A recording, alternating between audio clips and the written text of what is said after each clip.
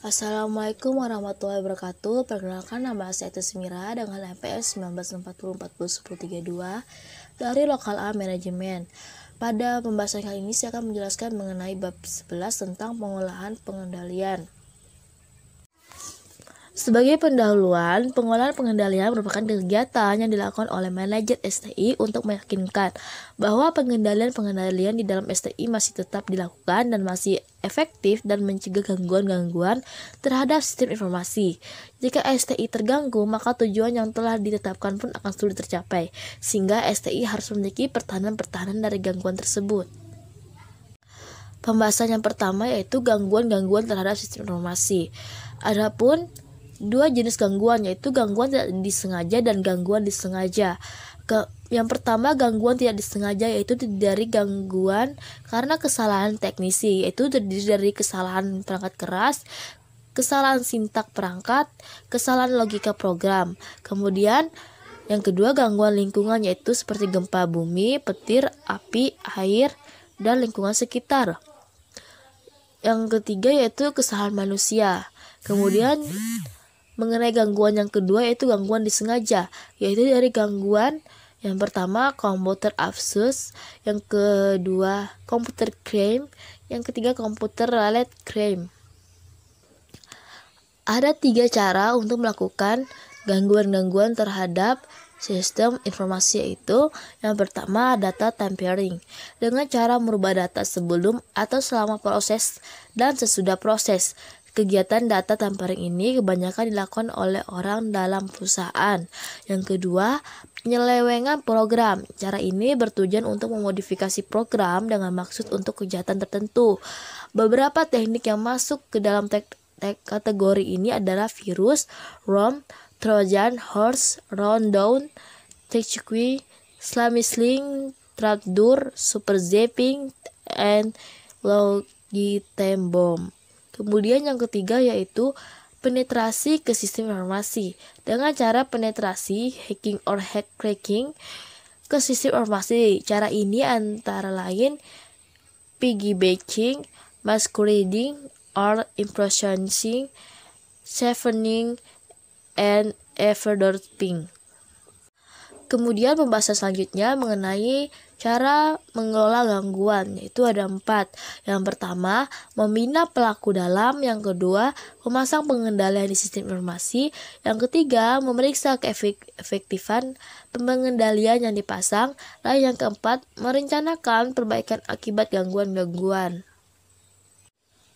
Dalam mengelola pembinaan pelaku dalam, gangguan-gangguan terhadap STI yang bersumber dari dalam perusahaan sendiri dapat diminimalisir dengan beberapa cara, yaitu yang pertama, prosedur yang jelas dalam rekrutmen, mutasi, dan pemberhentian karyawan. Yang kedua, memberikan perhatian terhadap karyawan sehingga menumbuhkan rasa kesadaran dan rasa memiliki terhadap perusahaan sehingga mampu mengurangi risiko gangguan ini. Yang ketiga, memberikan perhatian terhadap karyawan yang tidak puas sehingga efek perasaan negatif dari karyawan tersebut dapat dikurangi.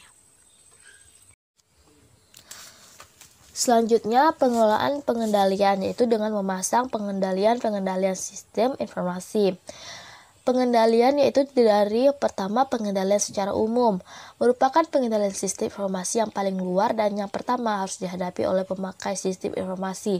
Pengendalian umum terdiri dari yang pertama, pengendalian organisasi, dengan cara adanya pemisahan tugas dan tanggung jawab yang tegas sehingga kesempatan untuk melakukan gangguan sulit diperoleh. Kemudian yang kedua, pengendalian dokumentasi, untuk keperluan seperti mempelajari cara pengoperasian sistem sebagai bahan penelitian, dasar pengembangan sistem lebih lanjut, dasar dalam melakukan modifikasi dan perbaikan sistem di masa yang akan datang, dan materi acuan bagi auditor dalam melakukan pemeriksaan. Kemudian yang ketiga, pengendalian kerusakan perangkat keras, berfungsi untuk mendeteksi kesalahan atau tidak berfungsinya perangkat keras, untuk menyediakan perangkat keras cadangan dan dengan membeli asuransi jika perangkat keras rusak, maka diganti oleh pihak asuransi.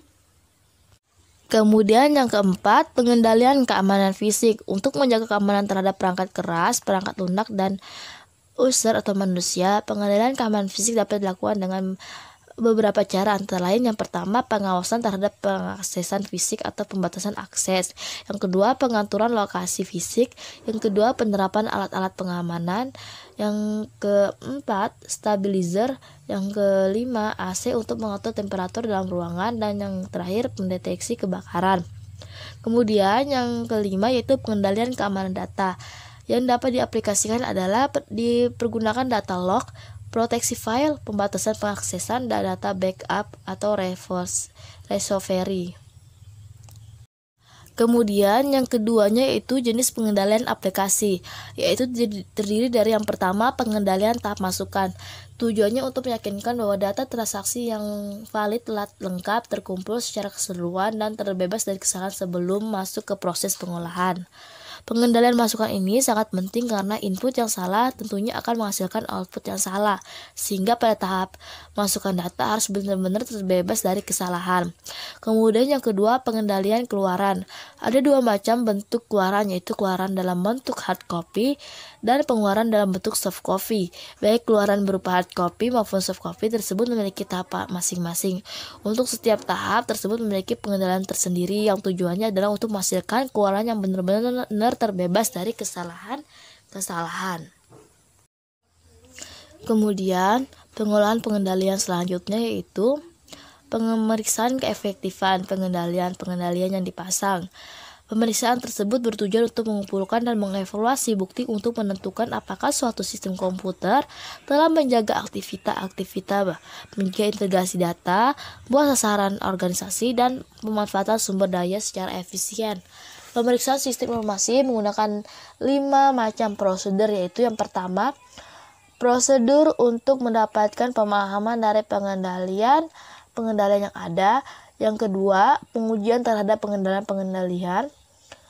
Yang ketiga, pengujian terhadap nilai-nilai transaksi secara terinci. Yang keempat, pengujian terhadap nilai di saldo-saldo rekening secara terinci. Dan yang kelima, prosedur pengajian analitikal. Kemudian yang selanjutnya mengenai pengolahan pengendalian, yaitu dengan merencanakan perbaikan akibat gangguan-gangguan.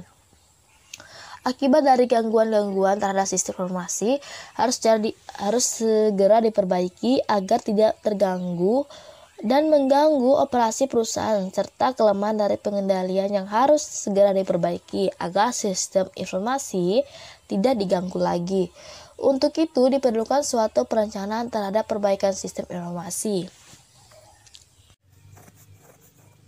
Baiklah, sekian dari penyampaian materi yang dapat saya sampaikan. Mohon maaf apabila ada kesalahan dalam penyampaian materi. Sekian dan terima kasih.